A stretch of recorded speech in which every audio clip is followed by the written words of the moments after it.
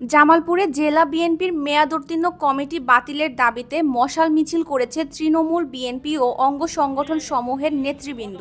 রবিবার সন্ধ্যায় শহরের বকুলতলা থেকে এই মশাল মিছিলটি বের হয়ে শহরের প্রধান সড়ক প্রদক্ষিণ করে দয়াময়ী মোড়ে গিয়ে শেষ হয়।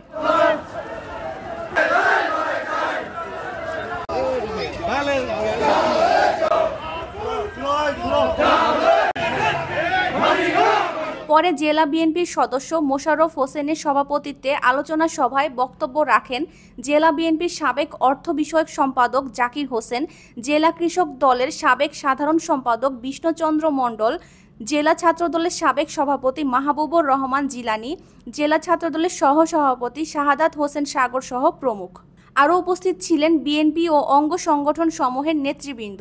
এই সময় তারা মেয়াদোত্তীর্ণ কমিটি ভেঙে নতুন কমিটি করার জোর দাবি জানান। পদবঞ্চিত নেতাদের জেলা বিএনপির আগামী কমিটিতে স্থান করে দিতে হবে।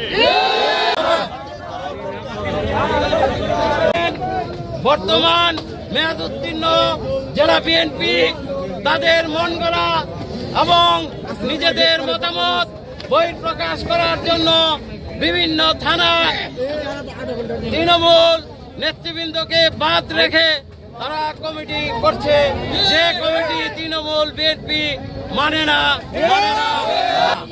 অঙ্গ সংগঠনের অবস্থা কি? যুব দলের সদস্য সচিব একদিক, যুব দলের আহ্বায়ক একদিক, সিনিয়র যুগ্ম আহ্বায়ক হলো আরেক দিক। এই হচ্ছে যুব দলের কমিটি। ছাত্র দলের কমিটিও একই রকম।